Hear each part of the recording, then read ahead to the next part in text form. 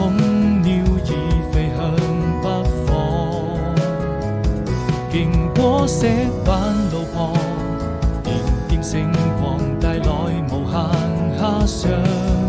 是迷人的汽笛聲伴我入夢鄉，風沙在作響，輕輕哼唱着心中所想，快坐上那艘船就要去遠航，太漫長，藍天也變得飄揚，草地上幾片落葉隨風飄蕩，彷彿你眼裏再沒有了淚光，伸出一雙翅膀，雨過能就住過往，幸福就這樣，